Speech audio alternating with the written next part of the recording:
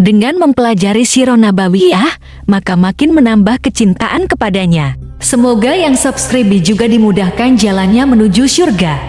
Silahkan tekan tombol like supaya postingan ini semakin tersebar. Dan tulis doa serta hajat pemirsa di kolom komentar. Semoga semakin banyak yang mengaminkan, maka semakin cepat terkabul. Nabi Sulaiman alaihi salam adalah manusia terkaya sepanjang sejarah kehidupan manusia di muka bumi.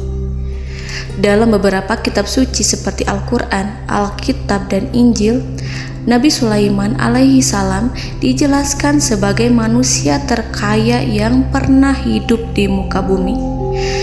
Tidak ada satupun manusia yang bisa mengalahkan total kekayaannya hingga hari kiamat tiba. Para arkeolog telah menemukan situs peninggalan sejarah Islam yang mengungkap total kekayaan Nabi Sulaiman alaihi salam.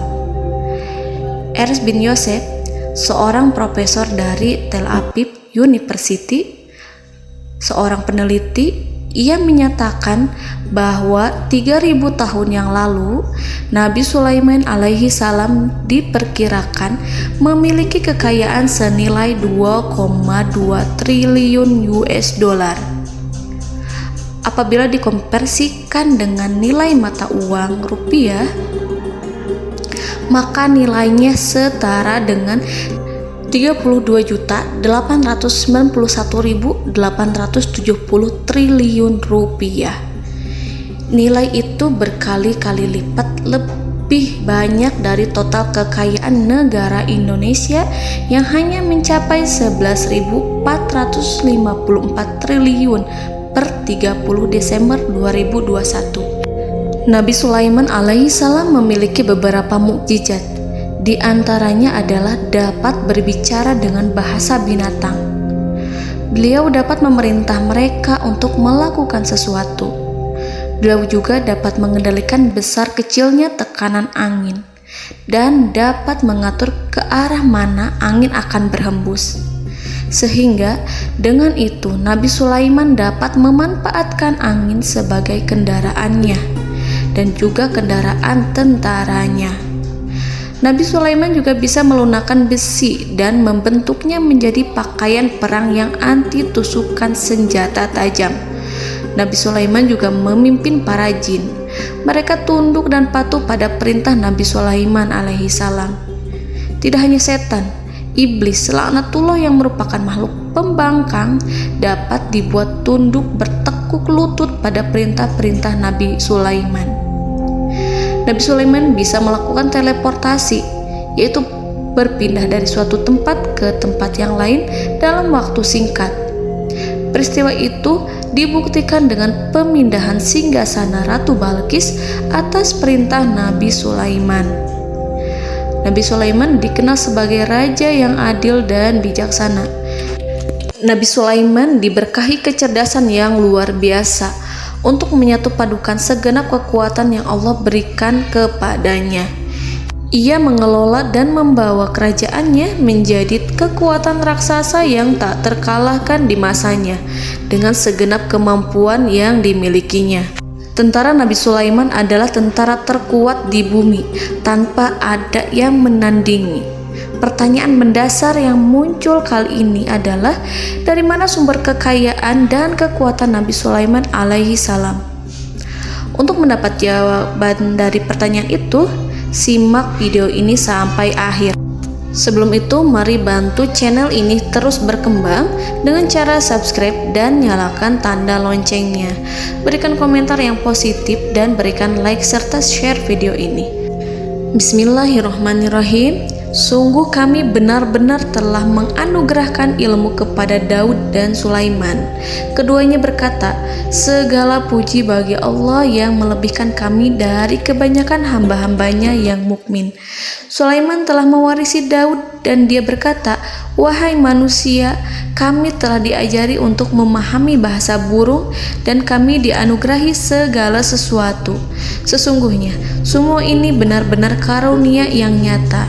Quran Surat An-Naml ayat 15-16. Saudara-saudaraku yang dirahmati Allah, pada ayat di atas disebutkan bahwa Sulaiman telah mewarisi Daud. Nabi Sulaiman mewarisi Nabi Daud dalam sisi kenabian dan kekuasaan, bukan mewarisi harta, karena para nabi tidak mewariskan harta. Sebab sepeninggalan mereka, harta para nabi menjadi sedekah bagi orang-orang yang ada di sekitarnya, yaitu orang-orang fakir dan orang-orang yang membutuhkan. Dan harta para nabi tidak dikhususkan bagi kalangan keluarganya. Rasulullah Shallallahu Alaihi Wasallam bersabda, "Kami para nabi tidak mewariskan." Nabi Sulaiman mewarisi kenabian dari Nabi Daud. Ini adalah hal yang jelas. Allah telah memilihnya sebagai nabi dari Bani Israel. Begitu juga Allah telah memberinya kekuasaan kerajaan sehingga ia menjadi pemimpin Bani Israel. Barangkali sesuatu yang paling penting yang diwarisi oleh Nabi Sulaiman dari Nabi Daud adalah tradisi militer. Kemajuan militer yang dahsyat telah berpindah kepada Nabi Sulaiman. Nabi Daud sebenarnya adalah seorang pengembala kambing yang sangat miskin, tetapi seiring dengan perjalanan waktu, ia menjadi komandan pasukan tiada tanding. Nabi Daud alaihi salam mengetahui bahwa kekuatan hakiki yang mengatur alam semesta adalah kekuatan Allah. Ketika Nabi Daud mengelurkan tangannya dan memegang potongan batu, lalu beliau melemparkannya dengan ketepel ke arah Jalut, kepala Jalut retak dan ambruk menghantam tanah. Ini sebagai bentuk demonstrasi kekuatan darinya. Kehadiran Nabi Daud mengubah pasukan Bani Israel, di mana mereka sebelumnya lari jika berhadapan dengan musuh. Maka kini keberadaan mereka mulai diperhitungkan di masa hidupnya. Nabi Daud mengalami peperangan yang sangat banyak, tapi Al-Quran tidak menceritakan secara terperinci. Hal itu dikarenakan karena Al-Quran adalah kitab dakwah di jalan Allah, bukan kitab sejarah. Al-Quran hanya menceritakan di dalam Al-Quran surat Shad ayat 20, "Dan kami kuatkan kerajaannya, kerajaan Daud." Ayat tersebut berarti bahwa Nabi Daud belum terkalahkan dalam peperangan yang diikutinya. Di samping dukungan yang Allah berikan kepadanya, juga pasukan dan rakyatnya, di mana mereka adalah orang-orang yang bertauhid, menyerahkan diri kepada Allah. Allah Subhanahu wa Ta'ala mengajarkan kepada Nabi Daud hal-hal yang menjadikan pasukannya memiliki keistimewaan yang dengannya mereka dapat mengalahkan pasukan-pasukan lain, pasukan-pasukan besar yang ada di bumi pada saat itu. Allah Subhanahu wa Ta'ala berfirman dalam surat Saba ayat 10, "Dan kami telah melunakkan besi untuknya." Baju besi mungkin akan menjadi masalah dalam benak kita. Ketika orang-orang yang berperang, baju besi cukup mengganggu gerakan mereka. Kita bisa membayangkan ketika ada dua orang berperang, salah satu dapat bergerak bebas, sementara yang lainnya tidak leluasa bergerak karena tertahan dengan pakaiannya. Namun, dengan kekuasaan Allah, Nabi Daud dapat melunakkan besi dan membuat baju besi yang ringan, yang mudah untuk digunakan. Ini adalah kemajuan penting yang Allah berikan kepada Nabi Daud dan tentaranya. Kemajuan itu kemudian diajarkan, diwariskan dan dimiliki oleh Nabi Sulaiman alaihi salam. Nabi Sulaiman memiliki pasukan dahsyat yang melebihi pasukan manapun di bumi saat itu, atau bahkan mungkin saat ini. Bahkan Allah menambahkan karunia-Nya kepada Nabi Sulaiman yang disebutkan dalam Al-Quran surat An-Naml ayat 16. Dan Sulaiman telah mewarisi Daud, dan dia berkata, "Wahai manusia, kami telah diberi pengertian tentang suara burung, dan kami diberi segala sesuatu. Sesungguhnya ini benar-benar suatu karunia yang nyata." Saudara-saudaraku yang dirahmati Allah, pada suatu hari Nabi Sulaiman alaihi salam menengadahkan tangannya dan berdoa kepada Allah Subhanahu wa Ta'ala. Antara hati Nabi dan Allah tidak ada penghalang, tidak ada jarak, tidak ada sekatan waktu, tidak ada satupun dari para nabi yang berdoa kepada Allah kecuali doanya pasti dikabulkan. Doa Nabi Sulaiman alaihi salam direkam dalam Al-Quran surat Shad ayat 35. Nabi Sulaiman berkata, "Ya Tuhanku, ampunilah aku, anugerahkanlah kepadaku kerajaan yang tidak dimiliki oleh seorang pun sesudahku." Nabi Sulaiman menginginkan dari Allah sesuatu kerajaan yang belum pernah diperoleh oleh siapapun setelahnya. Allah Subhanahu wa Ta'ala mengabulkan doa Nabi Sulaiman dan memberinya kerajaan tersebut. Nabi Sulaiman mewarisi kekuasaan, kenabian, hikmah ilmu dari Nabi Daud alaihi salam. Orang-orang menyebut Nabi Sulaiman Al-Hakim, Sulaiman yang bijaksana. Kebijaksanaannya tidak terbatas pada keadilan di tengah-tengah manusia dan juga kasih sayangnya kepada mereka. Namun, kebijaksanaan Nabi Sulaiman juga berlaku di kalangan burung dan binatang lainnya. Nabi Daud juga mengenal bahasa burung, tetapi Nabi Sulaiman dapat berbicara dengan bahasa burung. Bahkan, ia dapat menggantikannya sebagai pembantunya ketika Nabi Daud bertasbih di gunung-gunung. Dan burung-burung serta binatang-binatang buas ikut bertasbih bersamanya. Bahkan angin pun berhenti untuk mendengarkan tasbih itu. Sedangkan Nabi Sulaiman, Allah Subhanahu wa Ta'ala memberinya karunia lebih dari itu, di mana binatang-binatang buas tunduk padanya. Begitu juga angin dan burung. Saudara-saudaraku yang dirahmati Allah, Nabi Sulaiman alaihi salam mampu mendengarkan bisikan semut yang berbicara kepada sesama mereka. Bahkan, ia mampu memerintahkan semut tersebut sehingga semut itu menjadi taat pada perintahnya. Pasukan Nabi Sulaiman memiliki kekuatan yang sangat dahsyat. Belum pernah ada di dunia ini satu pasukan pun yang memiliki kekuatan seperti itu. Kekuatan Nabi Sulaiman berasal dari beberapa kombinasi yang sangat mengagumkan, sehingga karenanya ia tidak dapat tertandingi. Kekuatan itu terdiri dari manusia, binatang-binatang, jin, dan lain sebagainya. Kita mengetahui bahwa jin adalah makhluk Allah dan manusia tidak mampu melihatnya atau menghadirkannya atau meminta pertolongan kepadanya. Sedangkan Nabi Sulaiman telah diberi Allah suatu kemampuan untuk menundukkan jin, mempekerjakan mereka sebagai tentara di tengah-tengah peperangan. Bahkan ia mampu menjadikan mereka sebagai pekerja-pekerja kasar di kerajaannya saat tidak ada peperangan. Oleh sebab itu, ketika ada pasukan lain yang mencoba melawan pasukan Nabi Sulaiman, mustahil mereka akan mendapatkan kemenangan. Bahkan pasukan Nabi Sulaiman diperkuat oleh pasukan burung. Burung di pasukan Nabi Sulaiman memerankan tugas penting, yaitu menjadi agen intelijen. Kita mengetahui bahwa peranan informasi saat peperangan adalah hal yang penting. Dari informasi tersebut, pasukan dapat mengetahui keadaan lawannya.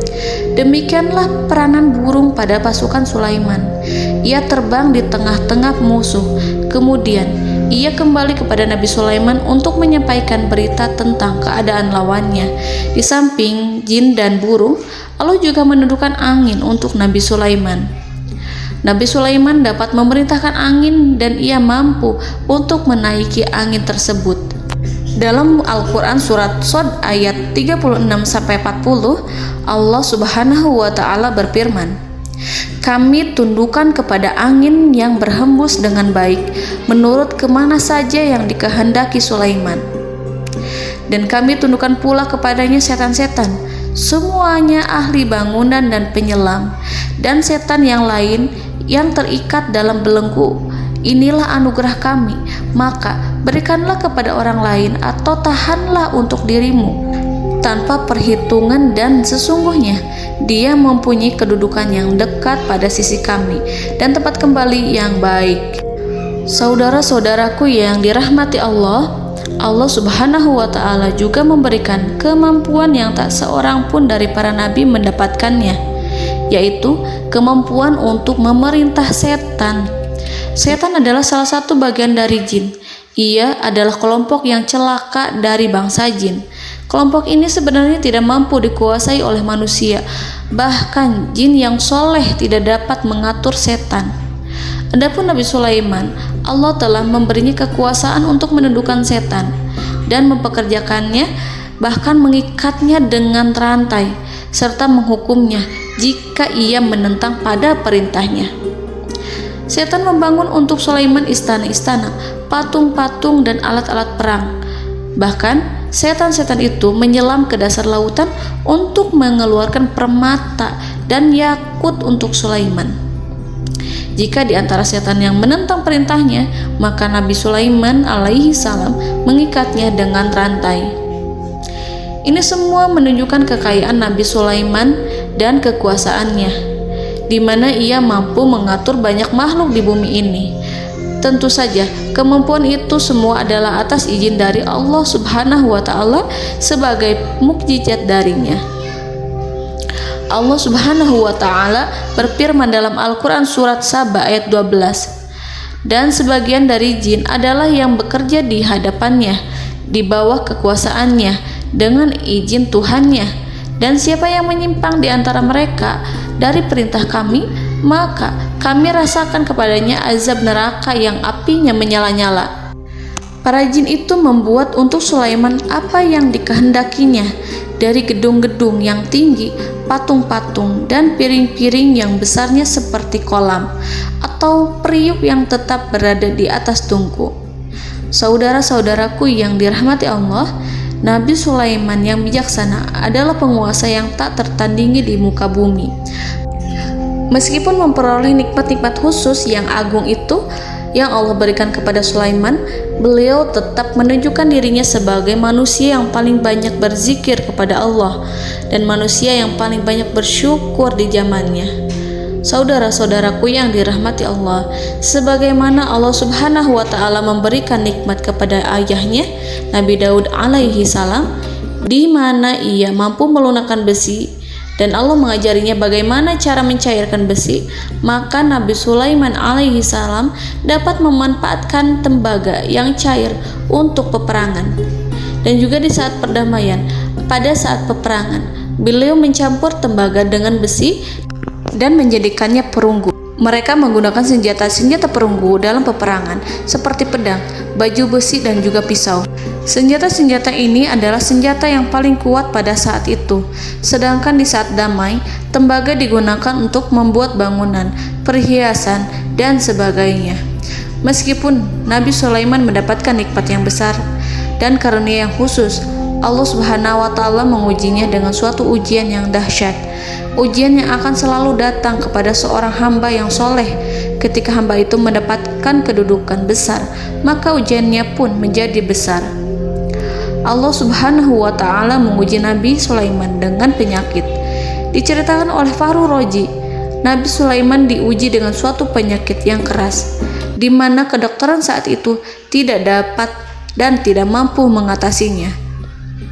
Sakitnya Nabi Sulaiman sangat keras sehingga para dokter dari kalangan manusia ataupun jin tidak mampu menghilangkan penyakit itu. Lalu burung-burung menghadirkan rumput-rumput yang dianggapnya sebagai obat, tetapi Nabi Sulaiman tak kunjung sembuh. Semakin hari penyakit Nabi Sulaiman semakin menjadi-jadi, sehingga ketika Nabi Sulaiman duduk di atas kursi, ia duduk bagaikan tubuh tanpa roh. Seakan-akan ia mati karena saking kerasnya penyakit yang dideritanya. Sakit yang diderita oleh Nabi Sulaiman alaihi salam berlangsung sangat lama. Namun Nabi Sulaiman tidak henti-hentinya berzikir. Ia meminta kesembuhan kepada Allah serta beristighfar pada Allah dan mengungkapkan rasa cinta kepadanya. Selesailah ujian Allah terhadap hambanya Nabi Sulaiman.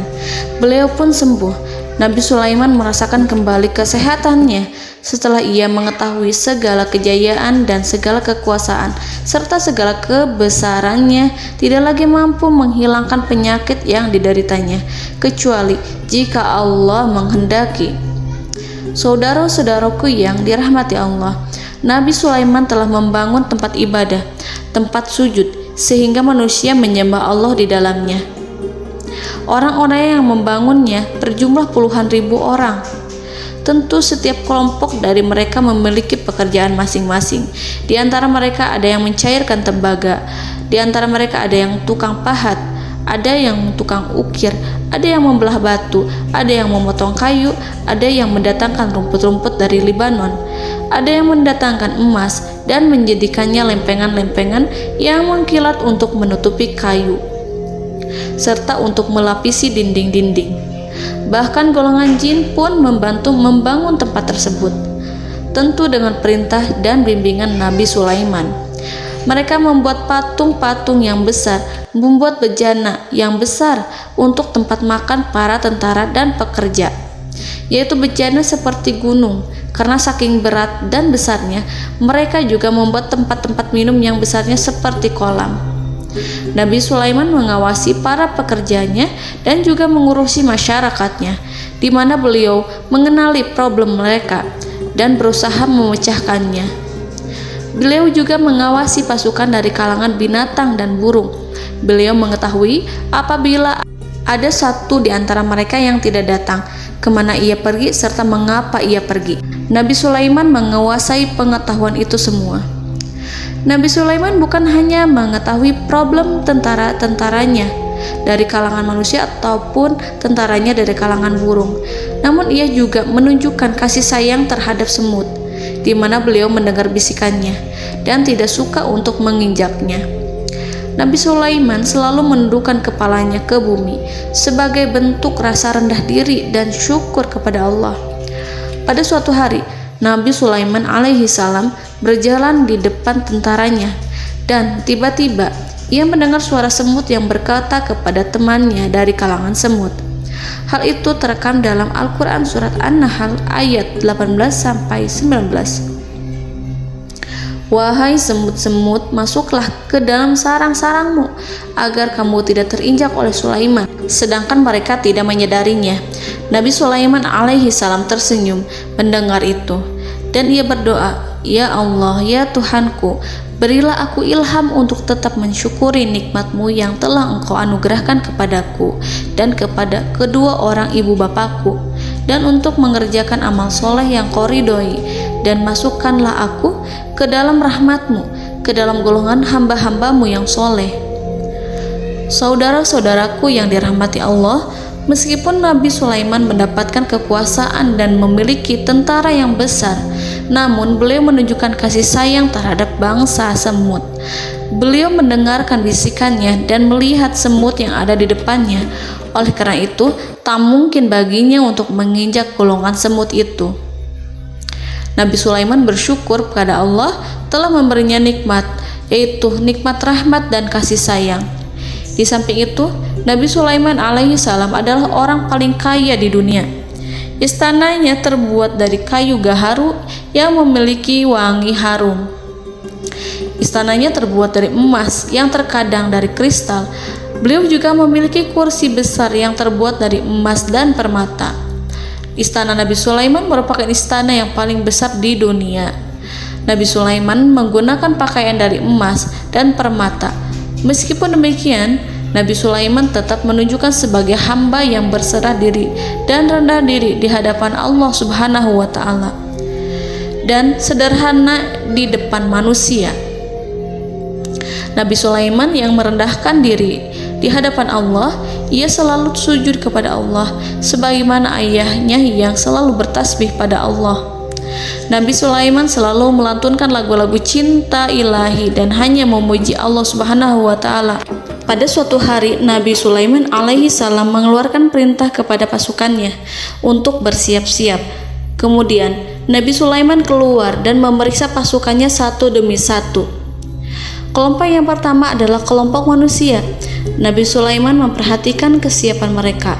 Lalu Nabi Sulaiman mengeluarkan perintah-perintah kepada mereka. Kemudian Nabi Sulaiman memeriksa kelompok jin dan menyampaikan perintahnya kepada mereka. Beliau memenjarakan jin yang tampak bermalas-malasan saat bekerja. Lalu beliau memeriksa binatang dan berkata kepada mereka, apakah mereka sudah makan dengan baik? Apakah mereka tidur dengan nyenyak? Apakah ada yang mengadu pada mereka, misalkan karena penyediaan suatu ataukah karena makanan yang tidak layak? Apakah ada di sana yang sakit dan lain sebagainya? Semuanya diperiksa oleh Nabi Sulaiman. Ketika Nabi Sulaiman merasa puas dengan semuanya, Nabi Sulaiman memasuki tenda tempat berkumpulnya para burung. Nabi Sulaiman alaihissalam kemudian memasuki tenda tersebut, mengamati keadaan di sekitarnya, sehingga beliau mengetahui bahwa ada satu burung yang tidak hadir, yaitu burung hudhud. Nabi Sulaiman berkata yang diabadikan dalam Quran surat An-Naml ayat 20. Mengapa aku tidak melihat burung hudhud? Burung-burung yang lain tampak terdiam sebagai penghormatan, dan mereka mendengarkan apa yang akan dikatakan pemimpin mereka. Nabi Sulaiman mengarahkan pandangannya pada semua burung dan tidak menemukan burung hudhud di antara mereka. Tak seekor burung pun yang mengetahui keberadaannya. Burung hudhud absen pada apel wajib kali ini. Nabi Sulaiman mulai menampakkan kemarahannya. Tiba-tiba, seekor burung kecil memberanikan diri untuk berkata kepada Nabi Sulaiman, "Wahai Nabi yang mulia, seharusnya hudhud ada bersamaku kemarin untuk melaksanakan tugas penyelidikan. Ia adalah pemimpin misi, namun burung hudhud belum datang. Oleh karena itu aku tidak pergi bersamanya." Burung itu tampak gemetar. Nabi Sulaiman mengetahui bahwa hudhud tidak hadir dan tak seorang pun mengetahui kemana ia pergi. Burung hudhud pergi tanpa izin terlebih dahulu. Dalam keadaan marah, Nabi Sulaiman berkata, "Sungguh aku benar-benar akan mengazabnya dengan azab yang sangat keras, atau benar-benar menyembelihnya, kecuali jika ia benar-benar datang kepadaku dengan alasan yang jelas." Kawanan burung-burung yang mengetahui bahwa Nabi Sulaiman sedang marah dan telah menetapkan untuk menyiksa burung hudhud atau menyembelihnya, atau justru memaafkannya dengan syarat ia datang dengan membawa alasan yang dapat menyelamatkannya, atau dengan kata lain, burung hudhud dapat memastikan bahwa ia melaksanakan tugas yang penting. Nabi Sulaiman menunjukkan kemarahan yang besar sehingga siapapun akan merasa takut kepada Nabi Sulaiman yang marah. Seekor burung tampak gemetar, ketakutan melihat kemarahan Nabi Sulaiman. Lalu beliau mengulurkan tangannya ke burung itu dan memegang-megang kepalanya, sehingga burung itu pun merasa tenang dan rasa takutnya hilang. Nabi Sulaiman kemudian pergi dari tempat burung tersebut. Nabi Sulaiman masih memikirkan keadaan burung hudhud. Seharusnya burung hudhud menjadi bagian penting dari badan intelijen. Apakah ia pergi untuk menyingkap suatu, atau apakah ia pergi hanya untuk bermain-main? Nabi Sulaiman telah memperhatikan dan mengetahui bahwa burung hudhud adalah seekor burung yang cerdik dan juga fasih berbicara. Terkadang Nabi Sulaiman mendapati burung hudhud sedang bermain-main dan menunda-nunda pekerjaannya. Namun ketika Nabi Sulaiman melihatnya, burung hudhud memahami bahwa perbuatannya tidak benar. Oleh karena itu, ia tidak boleh menyampur adukan antara waktu serius dan waktu bermain. Tidak lama setelah itu, burung hudhud tiba di tempat para burung. Burung-burung yang lain berkata kepadanya, "Wahai hudhud, pergilah engkau ke tempat Nabi Sulaiman. Jika ia mengetahui bahwa engkau telah sampai, jiwamu benar-benar terancam." Mendengar itu, burung hudhud segera beranjak. Ia terbang menemui Nabi Sulaiman. Pada waktu itu, Nabi Sulaiman sedang duduk bersama tentaranya yang lain. Burung hudhud berdiri. Ia telah merencanakan untuk memulai pembicaraan dengan Nabi Sulaiman sebelum Nabi Sulaiman bertanya kepadanya kemana dia pergi. Ini sebagai bukti bahwa hudhud telah melaksanakan suatu tugas yang penting. Dalam surat An-Nahl ayat 22, burung hudhud, "Aku telah mengetahui sesuatu yang kamu belum mengetahuinya, dan kubawa kepadamu dari negeri Saba suatu berita penting yang diyakini." Seakan-akan burung hudhud hendak berkata, "Aku adalah hudhud yang miskin, tapi Aku mengetahui apa yang tidak engkau ketahui, dan aku telah datang kepadamu dari kerajaan Saba dengan membawa berita yang sangat penting. Nabi Sulaiman tampak terdiam menunggu Hudhud menyelesaikan kisahnya. Dalam surat An-Naml ayat 23-24, burung Hudhud berkata, "Sesungguhnya aku menjumpai seorang wanita yang memerintah mereka. Dia dianugerahi segala sesuatu serta mempunyai singgasana yang besar. Aku mendapati dia dan kaumnya menyembah matahari selain Allah. Dan setan-setan telah menjadikan mereka memandang indah perbuatan-perbuatan mereka, lalu menghalangi mereka dari jalan Allah, sehingga mereka tidak mendapat petunjuk." Burung Hudhud diam. Nabi Sulaiman merasa bahwa Hudhud menunjukkan kepasihan lisannya. Nabi Sulaiman berkata dalam Quran surat An-Nahl ayat 27 sambil menunjukkan senyum manisnya. Nabi Sulaiman berkata, "Akan kami lihat apakah kamu benar wahai Hudhud, ataukah kamu termasuk orang-orang yang berdusta." Seakan-akan burung Hudhud ingin mengatakan, "Aku tidak berbohong, wahai Nabi yang mulia." Namun diamnya Sulaiman membuat takut sehingga burung Hudhud terdiam. Nabi Sulaiman terdiam karena berpikir, lalu ia memutuskan sesuatu setelah itu. Beliau melihat kepada lainnya dan meminta secari kertas dan pena. Nabi Sulaiman menulis surat yang singkat dan menyerahkan kepada Hudhud serta memerintahkan kepadanya seperti yang dikatakan dalam Quran surat An-Nahl ayat 28. "Pergilah dengan membawa suratku ini, lalu jatuhkanlah kepada mereka, kemudian berpalinglah dari mereka, lalu perhatikanlah apa yang mereka bicarakan." Al-Quranul Karim hanya menceritakan dalam Al-Quran surat An-Naml bagaimana perginya Hudhud dan bagaimana ia menyerahkan surat itu. Lalu Al-Quran langsung menyebut keadaan kerajaan Balqis yang saat itu sedang membaca surat di depan para pembesar kerajaan dan para menterinya. Dalam Quran surat An-Naml ayat 29-31, berkatalah Balqis, "Wahai pembesar-pembesar, sesungguhnya telah dijatuhkan kepadaku sebuah surat yang mulia.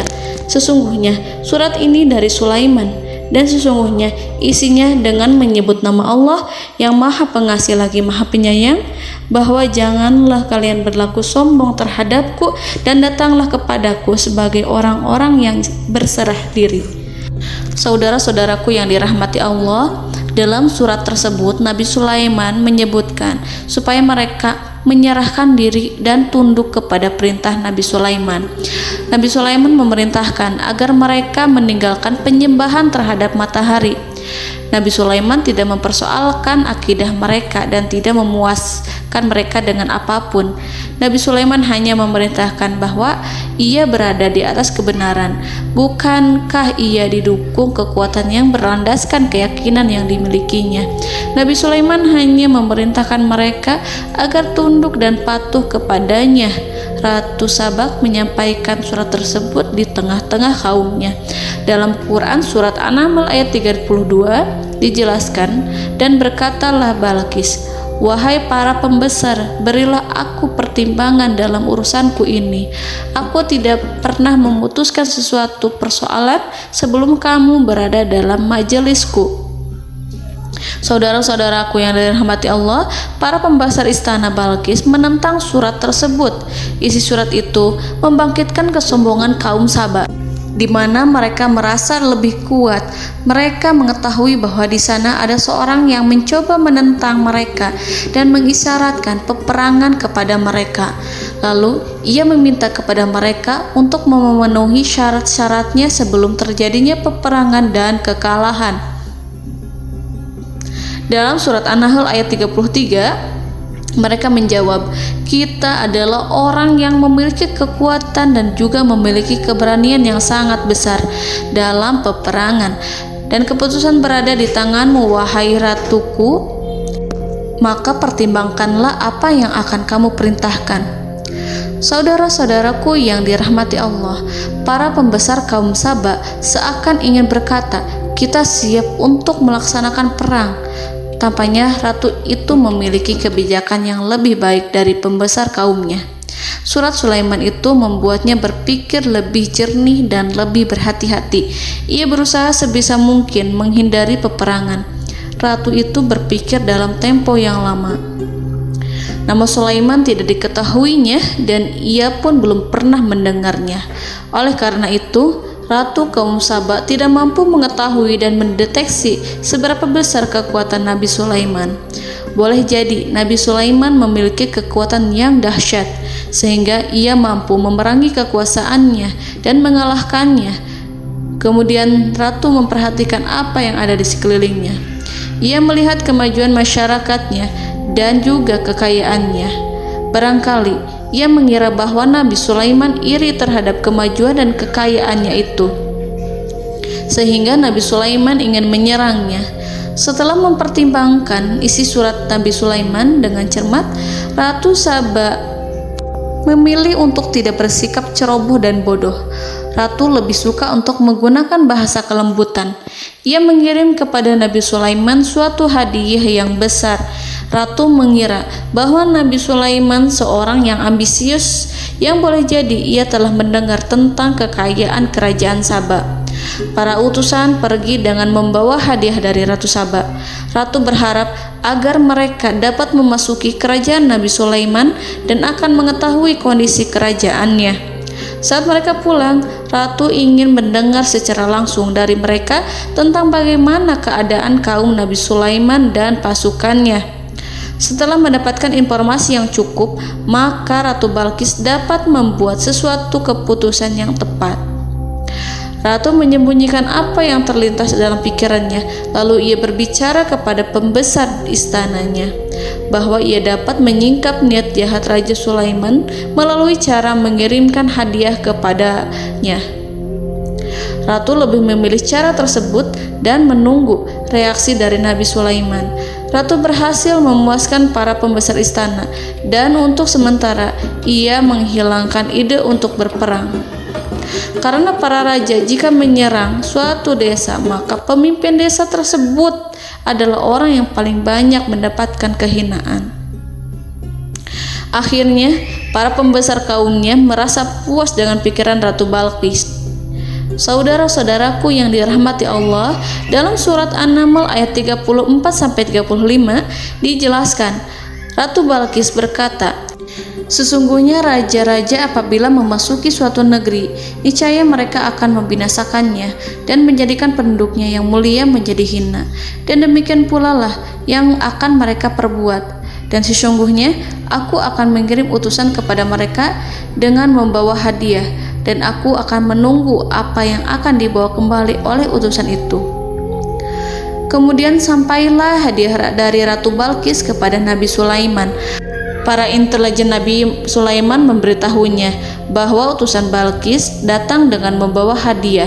Nabi Sulaiman langsung mengetahui bahwa Ratu Balqis itu sengaja mengirim orang-orangnya untuk mengetahui atau untuk mendapatkan informasi tentang kekuatannya. Lalu setelah itu ia akan mengambil keputusan atau mengambil sikap kepada kerajaan Sulaiman. Nabi Sulaiman segera memanggil semua pasukannya untuk berkumpul. Utusan Balqis segera memasuki istana Nabi yang dipenuhi dengan pasukan yang besar bersenjata. Melihat itu, utusan Ratu Balqis tercengang dan terkejut ketika mereka melihat kekayaan yang mereka bawa tidak ada apa-apanya dibandingkan dengan kerajaan Nabi Sulaiman. Hadiah mereka tampak tidak berarti. Emas yang mereka bawa tampak tidak memiliki makna saat mereka memasuki istana Nabi Sulaiman yang terbuat dari kayu-kayu pohon gaharu yang mengeluarkan bau yang harum serta dihiasi dengan emas permata. Para utusan Ratu Balqis berdiri bersama Nabi Sulaiman dan menyaksikan bagaimana Nabi Sulaiman mengendalikan pasukannya. Kemudian mereka mulai berpikir tentang kekuatan dan kualitas pasukan Nabi Sulaiman. Betapa kagetnya mereka ketika melihat di tengah-tengah pasukan itu terdapat singa, burung, dan tentara dari kalangan manusia yang mampu terbang. Mereka pun sadar bahwa mereka di hadapan pasukan yang tiada tandingannya. Selesailah demonstrasi pasukan Nabi Sulaiman. Kemudian para utusan ratu dipersilahkan maju ke tempat hidangan makanan. Para utusan itu sangat terkejut ketika melihat berbagai macam makanan dari penjuru dunia ada di depannya. dan di antara makanan itu terdapat pula makanan yang biasa ditemukan di negeri mereka. Tetapi mereka melihat bahwa makanan itu memiliki rasa yang lebih istimewa. Selain itu, piring-piring yang ada di depan mereka dan dijadikan tempat makan tersebut terbuat dari emas, dan mereka dilayani oleh laki-laki yang berhias dengan emas. Di meja makan itu terdapat burung, ikan laut, dan berbagai macam daging yang mereka tidak mampu lagi membedakan daging apa itu. Nabi Sulaiman tidak makan bersama mereka, tapi beliau makan dengan menggunakan piring yang terbuat dari kayu. Beliau memakan roti yang kering yang dicampur dengan minyak. Inilah makanan yang dipilih Nabi Sulaiman. Makan bersama mereka dalam keadaan diam, mereka merasa kehadiran Nabi Sulaiman menciptakan suatu wibawa yang luar biasa. Selesai perjamuan itu, lalu dengan sangat malu mereka menyerahkan hadiah dari Ratu Balqis kepada Nabi Sulaiman. Hadiah itu berupa emas yang bagi mereka hadiah itu sangat bernilai tinggi. Tapi di sini hadiah itu tampak kecil di hadapan kekayaan-kekayaan Nabi Sulaiman yang sangat mengagumkan. Nabi Sulaiman memperhatikan hadiah dari Ratu Balqis itu dan berkata dalam Quran surat An-Naml ayat 36. Maka tatkala utusan itu sampai pada Sulaiman, Sulaiman berkata, "Apakah patut kamu menolong aku dengan harta? Maka apa yang diberikan Allah kepadaku lebih baik daripada apa yang diberikannya kepadamu. Tetapi kamu merasa bangga dengan hadiahmu." Saudara-saudaraku, Raja Sulaiman menyingkap dengan kata-katanya yang singkat itu penolakannya terhadap hadiah mereka. Ia memberitahu utusan itu bahwa ia tidak menerima hadiah tersebut.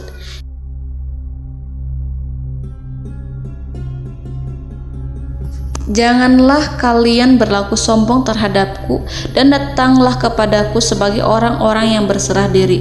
Lalu Nabi Sulaiman berkata kepada mereka dengan pelan. Hal itu diabadikan dalam Quran surat An-Naml ayat 37. "Kembalilah kepada mereka, sungguh kami akan mendatangi mereka dengan bala tentara yang mereka tidak kuasa melawannya, dan pasti kami akan mengusir mereka dari negeri itu, yaitu negeri Saba, dengan terhina, dan mereka akan menjadi tawanan-tawanan yang hina." Saudara-saudaraku yang dirahmati Allah, Nabi Sulaiman kemudian meninggalkan para utusan ratu setelah terlebih dahulu mengancam mereka. Para utusan itu berharap agar Nabi Sulaiman mau menunggu kunjungan Ratu Balqis yang akan membawa misi perdamaian. Akhirnya sampailah para utusan Ratu Balqis ke negeri Saba. Mereka segera menuju istana sang ratu. Mereka memberitahu bahwa negeri mereka sedang ada di ujung tanduk. Mereka menceritakan kepada ratu tentang kekuatan Nabi Sulaiman dan tidak mungkin bagi mereka mampu melawannya. Mereka meyakinkan Ratu Balqis bahwa ia harus mengunjunginya dan melihat sendiri bagaimana kebesaran kerajaan Nabi Sulaiman.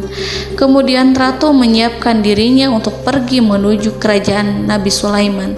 Nabi Sulaiman duduk di kursi kerajaan di tengah-tengah para pembesarnya dan para menterinya serta para komandan pasukannya. Beliau berpikir tentang sosok Ratu Balqis. Nabi Sulaiman mengetahui bahwa Ratu Balqis menuju tempatnya. Balqis dikelilingi rasa takut. Nabi Sulaiman berpikir sejenak tentang bagaimana matahari disembah.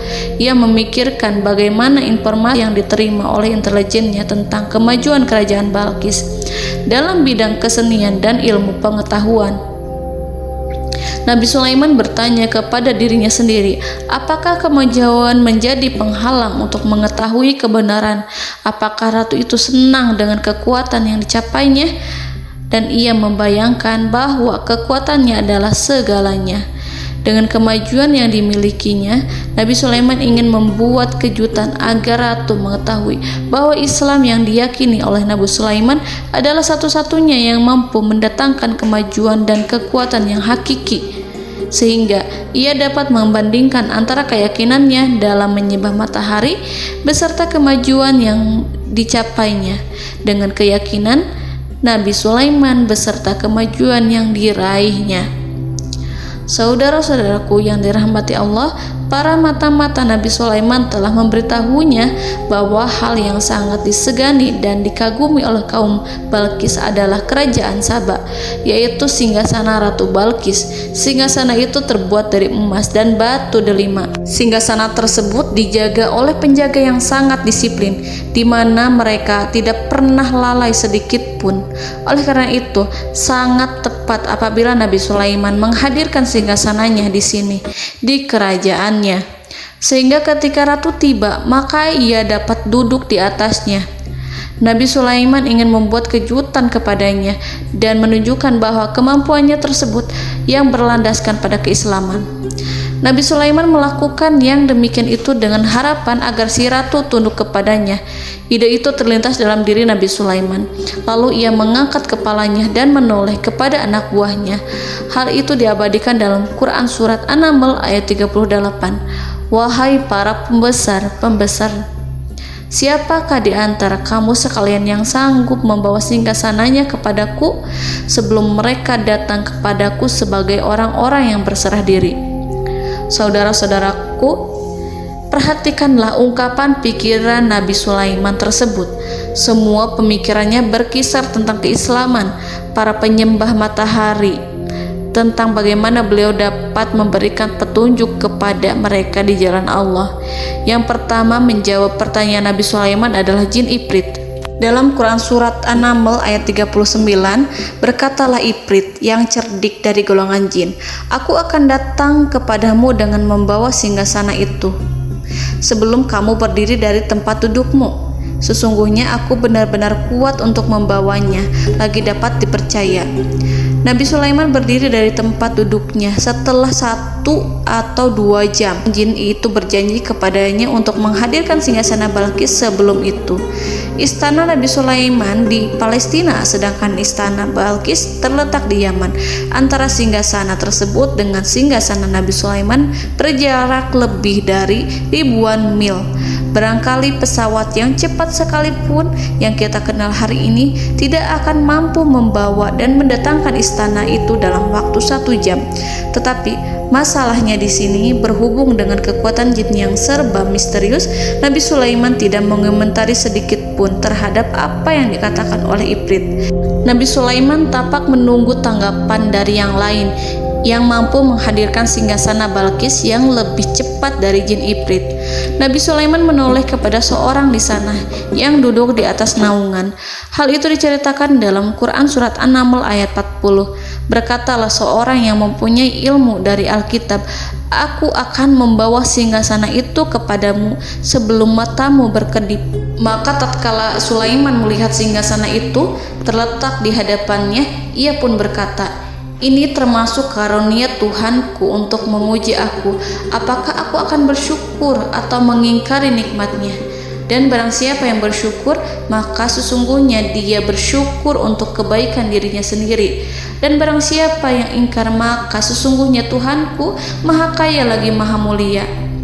Saudara-saudaraku, belum lama seorang yang mempunyai ilmu dari Alkitab menyatakan kalimatnya, sehingga singgasana itu tiba-tiba ada di depan Nabi Sulaiman yang mampu menghadirkan singgasana itu lebih cepat dari kedipan mata. Al-Quranul Karim tidak menyingkap kepribadian seorang yang menghadirkan singgasana itu. Al-Quran hanya menggarisi bahwa orang itu mempunyai ilmu dari Alkitab. Al-Quran tidak menjelaskan kepada kita apakah ia seorang malaikat ataukah manusia ataukah jin. Al-Quran sengaja tidak menyingkap informasi tersebut. Saudara-saudaraku yang dirahmati Allah, setelah melihat singgasana itu, Nabi Sulaiman bersyukur kepada Allah.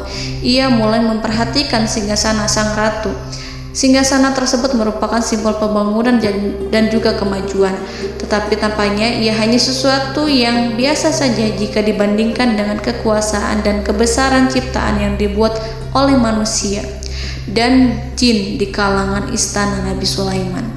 Nabi Sulaiman memikirkan dalam tempo yang lama singgasana Ratu Balkis itu.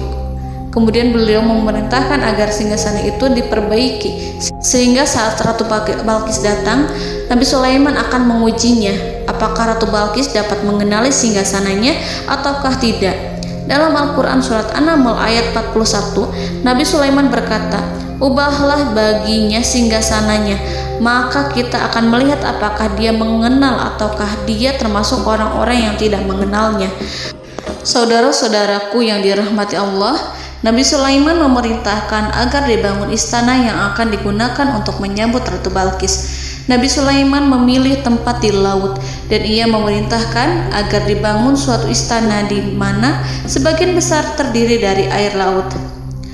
Nabi Sulaiman memerintahkan agar lantainya itu terbuat dari kaca yang tebal dan kuat, sehingga orang-orang yang berjalan di atas istana itu akan dapat melihat di bawahnya ada ikan-ikan yang berwarna-warni yang berenang-renang ke sana kemari, dan mereka akan melihat rumput-rumput laut yang bergerak-gerak. Akhirnya, selesailah pembangunan istana itu. Saking bersihnya kaca lantainya sehingga tampak di sana tidak ada kaca.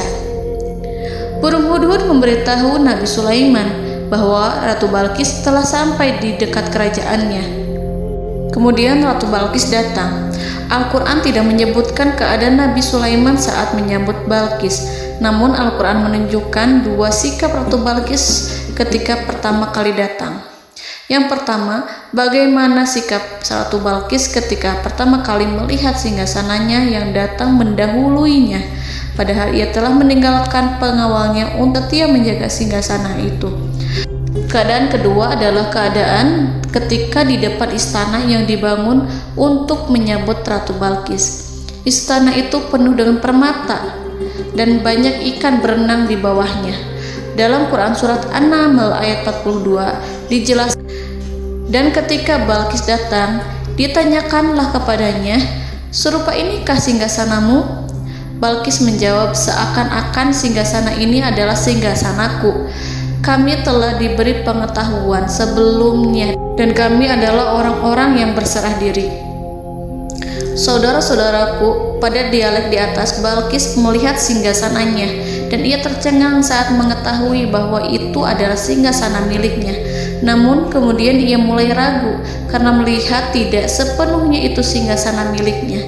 Jika itu benar-benar miliknya, lalu bagaimana ia datang mendahuluinya? Dan bila bukan singgasananya, maka bagaimana Sulaiman dapat meniru sepersis dan seteliti itu? Padahal Sulaiman tidak pernah sekalipun ke kerajaannya. Nabi Sulaiman berkata saat melihat Balqis mengamati singgasananya, "Apakah ini singgasanamu?" Balqis terlihat sangat kebingungan, namun setelah itu ia menjawab, "Sepertinya benar." Nabi Sulaiman berkata, "Kami telah diberi ilmu sebelumnya dan kami sebagai orang-orang muslim." Saudaraku yang dirahmati Allah, melalui pertanyaan Nabi Sulaiman ingin mengisyaratkan kepada Balqis agar ia membandingkan antara keyakinannya beserta ilmu yang dicapainya dengan keyakinan Nabi Sulaiman yang muslim beserta pengetahuan yang telah diraihnya.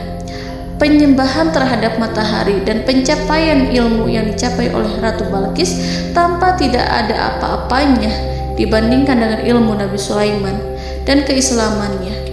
Nabi Sulaiman telah mendahuluinya dalam bidang ilmu karena keislamannya. Karena itu, sangat mudah baginya untuk mengungguli Balqis dalam ilmu-ilmu yang lainnya. Demikianlah yang disyaratkan dalam pertanyaan Nabi Sulaiman kepada Ratu Balqis. Ratu Saba itu mengetahui bahwa ini adalah singgasananya, di mana singgasana itu datang lebih dahulu daripada dirinya. Beberapa bagian darinya telah diubah saat Balqis masih di perjalanan menuju ke tempat Nabi Sulaiman. Ia berpikir kemampuan apa yang dimiliki Nabi Sulaiman. Ratu Balqis tercengang melihat apa yang disaksikannya, yang berupa buah dari keimanan Nabi Sulaiman dan hubungannya dengan Allah Subhanahu wa Ta'ala. Sebagaimana Balqis juga tercengang ketika melihat kemajuan di bidang ilmu pembangunan, seni, dan ilmu-ilmu yang lainnya. Maka ia tidak lebih kagum lagi saat melihat hubungan yang kuat antara keislaman Nabi Sulaiman dengan ilmunya serta kemajuan yang diraihnya. Dalam Al-Quran surat An-Naml ayat 43 dijelaskan, "Dan apa yang disembahnya selama ini selain Allah mencegahnya untuk melahirkan keislamannya, karena sesungguhnya ia terdahulu termasuk orang-orang yang kafir." Saudara-saudaraku yang dirahmati Allah, berguncanglah dalam benak Balqis ribuan hal ketika melihat keyakinan kaumnya runtuh di hadapan Nabi Sulaiman. Ia menyadari matahari yang disembahnya hanya merupakan ciptaan Allah, dan Allah lah yang menggerakkannya untuk hamba-hambanya. Lalu terbitlah matahari kebenaran dalam dirinya. Hatinya diterangi oleh cahaya baru yang tidak akan tenggelam seperti tenggelamnya matahari. Masa keislamannya hanya menunggu waktu. Ratu Balqis memilih waktu yang tepat untuk mengumumkan keislamannya. Allah Subhanahu wa Ta'ala berfirman dalam Quran Surat An-Naml ayat 44. Dikatakan kepadanya, masuklah ke dalam istana. Maka tatkala ia melihat lantai istana itu, dikiranya kolam air yang besar dan disingkapnya dua betisnya. Berkatalah Sulaiman, sesungguhnya ia adalah istana licin yang terbuat dari kaca. Berkatalah Balqis, wahai Tuhanku, sesungguhnya aku telah berbuat zalim terhadap diriku, dan aku berserah diri bersama Sulaiman kepada Allah Tuhan semesta alam. Saudara-saudaraku yang dirahmati Allah, dikatakan kepada Balqis, masuklah ke dalam istana. Ketika ia masuk, maka ia tidak menyaksikan adanya kaca, tetapi ia melihat air, sehingga ia mengira akan bersinggungan dengan air. Lalu ia menyingkapkan sedikit bajunya agar bajunya itu tidak basah. Nabi Sulaiman mengingatkannya tanpa melihatnya agar ia tidak khawatir terhadap pakaiannya, karena pakaiannya tidak akan basah sebab di sana tidak ada air. Itu sekedar kaca yang halus, yang saking halusnya sehingga ia tidak tampak. Pada kesempatan itulah Balqis mengumumkan keislamannya yang mengakui kelalimannya, dan ia menyatakan menyerahkan diri kepada Nabi Sulaiman dan kepada Allah Tuhan semesta alam. Lalu kaumnya pun mengikutinya dan mereka memeluk Islam. Balqis menyadari ia berhadapan dengan penguasa yang terbesar di bumi dan Nabi Allah yang mulia. Untuk pertama kalinya, wajah Sulaiman tampak dihiasi dengan senyuman yang menunjukkan kepuasannya sejak Balqis mengunjunginya. Demikianlah Nabi Sulaiman mewujudkan kejayaannya yang hakiki dan menyebarkan cahaya Islam di muka bumi. Saudara-saudaraku, Al-Quran tidak menyebutkan kisah Balqis setelah keislamannya. Para ahli tafsir mengatakan bahwa ia menikah dengan Nabi Sulaiman. Selain itu, ada yang mengatakan bahwa ia menikah dengan salah satu orang dekat Nabi Sulaiman. Ada juga yang mengatakan bahwa sebagian Raja Habasyah adalah keturunan dari buah perkawinan ini. Wallahu a'lam bishawab. Saudara-saudaraku yang dirahmati Allah, Nabi Sulaiman hidup di tengah-tengah kejayaan dan kemuliaan di bumi. Kemudian Allah menetapkan kematian untuknya, sebagaimana kehidupan Sulaiman berada di puncak kemuliaan dan kejayaan yang penuh dengan keajaiban yang luar biasa. Maka kematiannya pun merupakan tanda-tanda kebesaran Allah yang penuh dengan keajaiban. Demikianlah bahwa kematiannya sesuai dengan kehidupannya, sesuai dengan kejayaannya. Allah berfirman tentang kematian Sulaiman di dalam Al-Quran Surat Saba ayat 14. Maka tatkala kami telah menetapkan kematian Nabi Sulaiman, tidak ada yang menunjukkan kepada mereka kematiannya itu kecuali rayap yang memakan tongkatnya. Maka tatkala ia telah tersungkur, tahulah jin bahwa kalau sekiranya mereka mengetahui yang gaib, tentulah mereka tidak akan tetap dalam siksa yang menghinakan. Saudara-saudaraku, kemampuan Nabi Sulaiman untuk menundukkan jin dan mempekerjakan mereka serta hubungan mereka dengan semua itu menimbulkan fitnah di tengah-tengah manusia dalam hal tertentu. Kematian Nabi Sulaiman merupakan batasan jawaban terhadap fitnah ini. Kami tidak mengetahui siapa yang mengklaim bahwa jin mengetahui hal yang gaib. Apakah itu setan yang terkutuk, atau jin yang bodoh, atau manusia yang tertipu? Kami tidak mengetahui siapa yang bertanggung jawab terhadap tersebarnya isu yang keliru ini. Yang kita ketahui adalah bahwa hal tersebut adalah mempengaruhi sebagian manusia dan jin. Barangkali manusia berkata kepada diri mereka, selama jin melakukan perbuatan yang luar biasa ini, maka apa gerangan yang menjadikan mereka tidak mengetahui hal yang gaib itu? Manusia itu lupa bahwa kunci kegaiban berada di tangan Allah. masalah ilmu gaib tidak akan mampu dikuasai oleh jin dan manusia. Hanya Dia yang mengetahuinya, dan manusia diberitahu hanya sedikit sekali. Saudara-saudaraku yang dirahmati Allah, seakan-akan Allah telah merencanakan bahwa kematian Sulaiman bertujuan untuk menghancurkan pemikiran itu, yaitu pemikiran bahwa jin mengetahui hal-hal yang gaib. Jin bekerja untuk Nabi Sulaiman selama beliau hidup, dan tatkala beliau meninggal, maka tugas mereka menjadi bebas. Nabi Sulaiman meninggal tanpa diketahui oleh jin, sehingga mereka tetap bekerja untuk mereka, tetap mengabdi kepada Sulaiman. Seandainya mereka mengetahui hal yang gaib, niscaya mereka tidak akan meneruskan pekerjaan mereka. Saudara-saudaraku, pada suatu hari Nabi Sulaiman memasuki mihrabnya untuk itikaf ibadah dan beribadah kepada Allah. Tak seorang pun yang berani mengganggu khalwatnya. Mihrab Sulaiman terletak di puncak gunung dan dindingnya terbuat dari permata. Pada suatu hari, Nabi Sulaiman duduk bersandar pada tongkatnya dan ia tampak tenggelam dalam tafakur.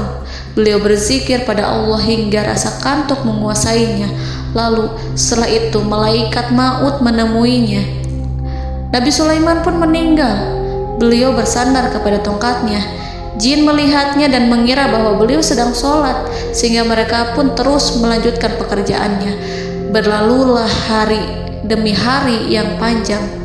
Datanglah rayap, yaitu semut kecil yang memakan kayu. Hewan itu mulai memakan tongkat Nabi Sulaiman. Rayap itu tampak lapar. Sebagian dari tongkat Nabi Sulaiman dimakan beberapa hari oleh rayap itu.